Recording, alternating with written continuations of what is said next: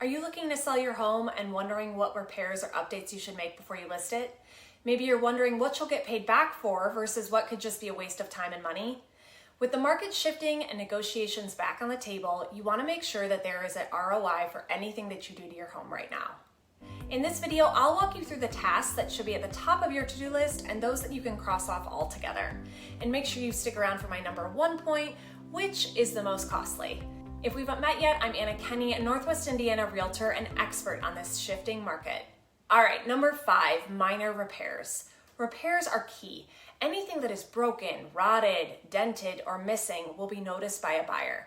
If they see something off that is blatant and very visible to them, it gets them wondering about the things that they cannot see behind the walls.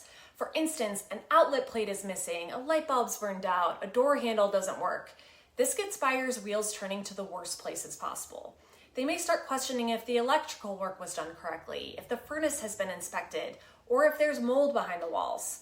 You don't want buyers questioning if the home has been properly cared for. You want them knowing that you have kept it well maintained, and you want them confident in their purchase. Number 4, painting. You may love red and bright lime green walls, but most buyers prefer a neutral palette. You want a potential buyer to picture themselves living in this space, and the best way to do that is to pick colors that appeal to the masses.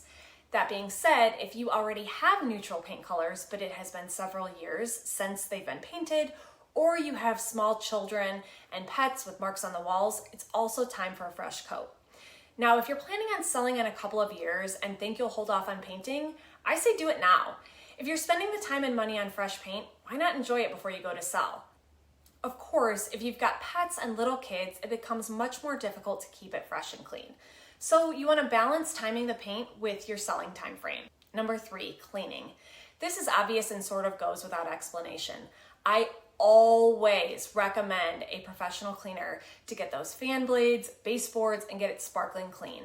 It's a few $100 and makes a world of difference. Number 2, curb appeal. Depending on the price point you plan on selling at and the current condition, you likely do not need to hire professional landscapers. Just picking up and cleaning up can make a big difference. It doesn't have to be expensive. Mowing the grass, power washing the deck, laying a few bags of fresh mulch, and putting out a couple of potted plants will go a long way.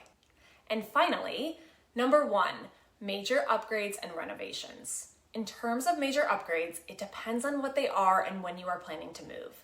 If you are ready to sell tomorrow and have to sell tomorrow, you frankly don't have time to sweat it.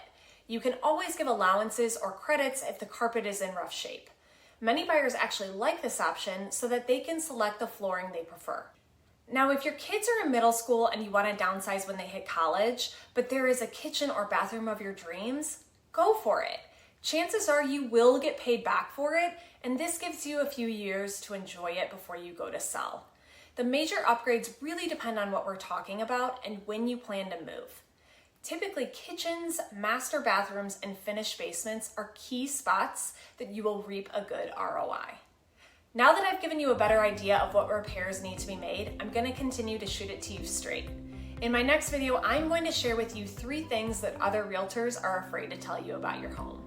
If you have any questions about your specific repairs in your home, give me a shout. I'm happy to help.